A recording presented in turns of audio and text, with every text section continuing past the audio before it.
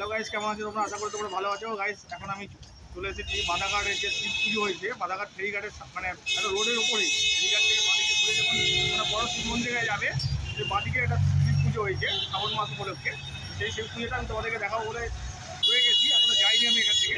চলো তোমাদেরকে শিব ঠাকুরটা দেখাই। এবারে মহাদেবের খুব বড় পুজো করেছে এখানে, খুব সুন্দর। ঠিক আছে, চলো তোমাদের দেখাই।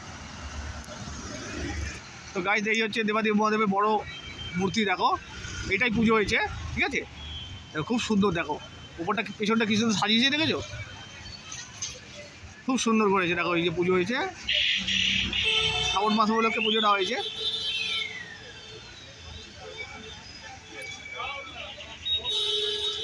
আর গাইস, এই হচ্ছে প্যান্ডেলটা বেশি ভালো করে আমি দেখাতে পারছি না, কেন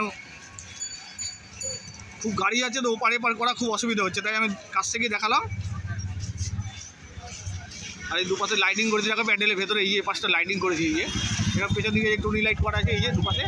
ঠিক আছে, আর এদিকে দেখো হ্যালোজিন করা আছে। ওপারটা গিয়ে দেখাতে পারলে ভালো হতো, কিন্তু ওপারে যাওয়া আসা করতে খুব অসুবিধা। দেখো না কত গাড়ি আছে, দেখো গাড়ি আসছে, দেখেছো কত? এই পাশ দিয়ে দুদিক দিয়ে পারাপার হতে খুব অসুবিধা হবে। ঠিক আছে, এখন এই দেখো গাড়ি আসছে কত, দেখেছো পরপর?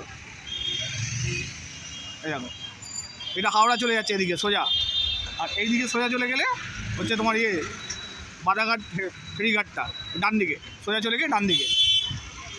আর এই হচ্ছে দেবাদেব মহাদেবের মূর্তিটা। এইটা পুজো হয়েছে। যাওয়ার পথে দেখতে পেলাম, যখন আসছিলাম তখন দেখতে পাইনি, এখন যখন চলে যাচ্ছি তখন দেখতে পেলাম।